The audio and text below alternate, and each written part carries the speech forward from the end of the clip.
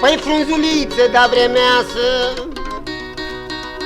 ascultați masă frumoasă, să vă cânt un cântecel, să ascultați cu drag la el, că nu e vreun lucru mare, numai cântec de ascultare, de bere și de mâncare.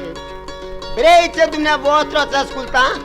Prea frumos că vom cânta, iar de nu ne-ați asculta, o am încurca și vom putea și vom scăpa de belea. Și vom scăpa de belea.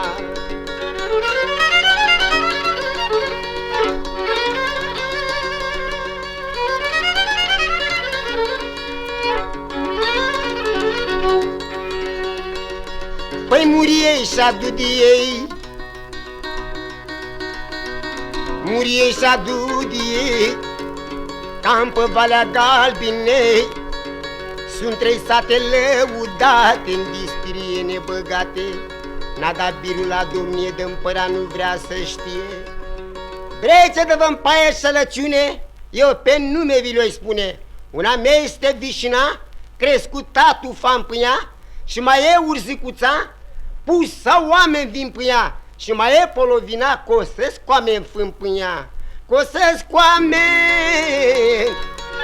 fâmpâia.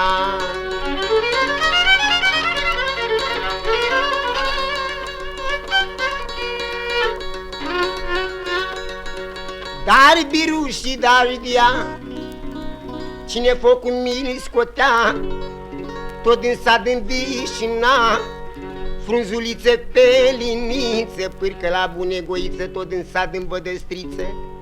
Băi, ce mânca câte o gâsculiță, să vezi, dolume drăguțe. Pârcă labu ce-mi făcea, până în ziua să scula bastonul din coșlua și până sat, Doamne-mi pleca. Unde bandă bir cerea, vișinarii ce-mi făcea, cu paringoane-l gonea. Pârcă labu ce-mi făcea, el acasă să trăgea și prin sat nu mai umbla, și prin sat nu mai umbla.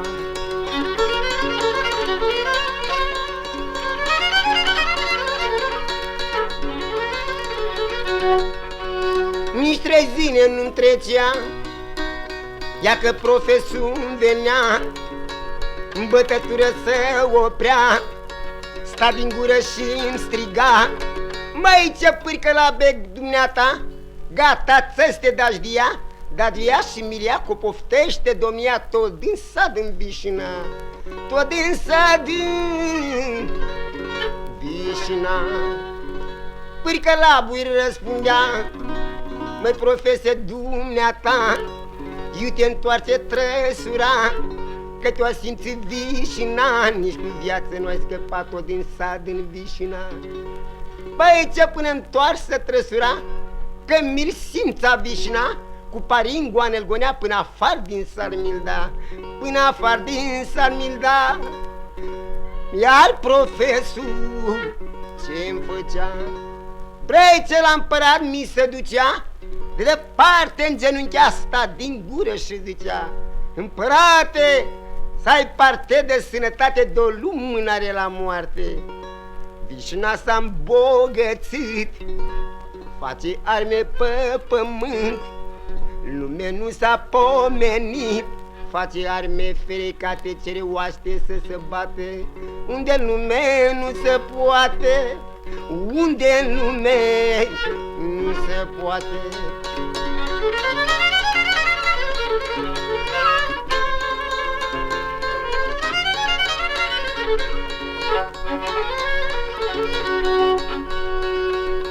Păi împăratul ce-mi făcea, când așa că mi-auza, trocă mare că-mi intra, mâna pe creion punea și începea de mi scria.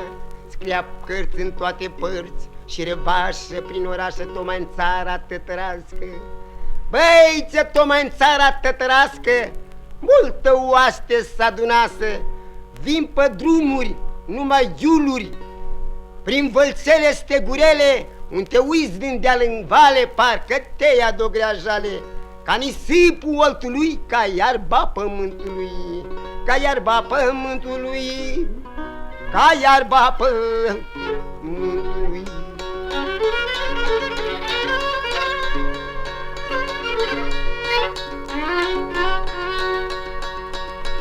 Păi frunzuliță colelie, că mai sunt la Lisandrie, vreo 80.000 să învie, tot la vișina să învie.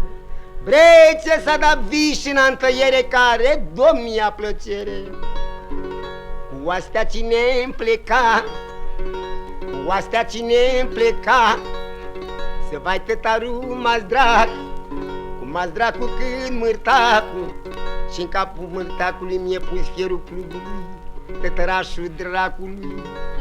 Băi, ce la împărat că mi-și venea, și împăratul că-i spunea: măi, tătare dumneata, de la București la Vale s-aud glas de fată mare, să urlești că ți-au luat tot în sat în Vișna. Brei, ce s-a dat vișina în tăiere, care domnia plăcere, care domnia plăcere, care domnia plăcere.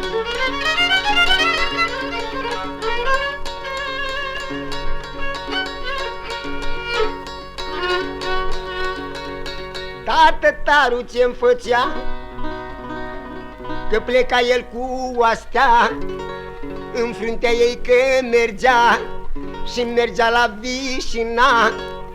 Dar Vișina ce-mi făcea, ce obicei că mi-avea, păi ce lăutăraș că-și tomnea, buți cu vin că-mi cumpăra, la o măgură-mi ieșa, lăutarile cânta, și-ai tineri că mi juca, și-ai bătrân că mi-și privea, parcă-ți dragă lumea, parcă-ți dragă lumea, parcă-ți dragă lumea.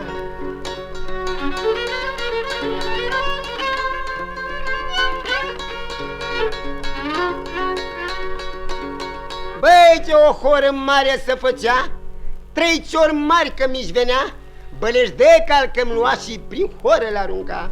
Nimeni seama nu lua, dar cine seama că-mi lua, cei uncheși moșnești bătrini, genelezi prin cenele, le-a coprins verderile, le sălta cu cârjele, deci priveau nurorile, deci priveau nurorile, deci priveau nurorile. Ia că tătarul-mi venea, dar în ce zi nemerea, tocmai în ziua Paștelui, când e lumea măgătită, Doamne, și mi-e premenită, pentru moarte mi-e gătită. Băi, ce pută tăro bătea, pe tineri că mi lua, cot la cot că mi lega,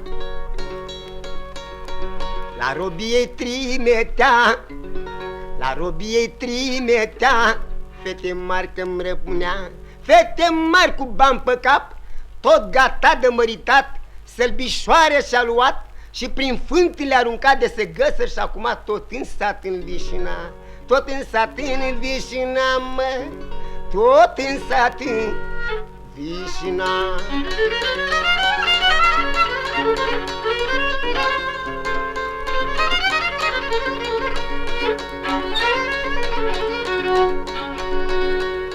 În Vișina țin rămânea cei uncheși moșnești bătrâni, genele sprințenile le-au cuprins vederile, le sălta cu cârjele, deci priveau cărările.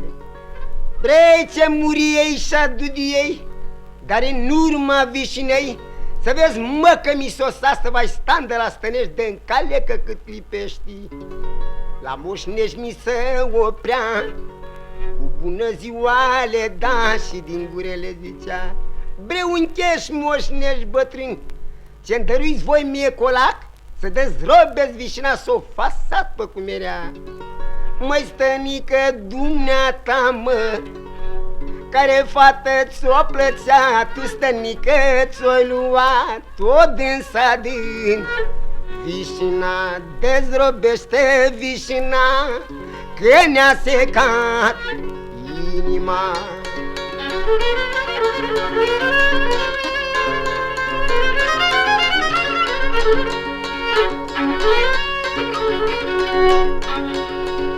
Dar stănică ți-mi făcea el pe cale încăleca, după tătar să lua, dar gonea, dar nu glumea și deloc îl ajungea. Și cum frate că l-ajungea, el frate că îl întreba: măi, tătare dumneata, vezi, chinga ți s-a rupt, pofiluțe s-a dăbit, nu ți-o frică de trântit. Și tătarul ce-mi făcea, bă, capul în jos că mi-l muia, la chingă de să uita. Dar stănică ce-mi făcea, săracul-n două scări să o pintea, când cu paloșul că-i da, le-o gâtul cu spata, cu trei coaste alătura, cu o blâncul de la așa. Cât de te dă necășit, pică paloșul în mănunchi, mi s-a dus până în mănunchi, scoas o brază ca de plumb. Băi, ce pătătar că mi-l tăia, vișinarii ce-mi făcea, înapoi mi se întorcea la vișina când venea, cu fluierile cânta, hore pădrum că făcea, tot boda prost îmi zicea că mi scăpa de belea, că mi scăpa de belea, că mi scăpa de belea.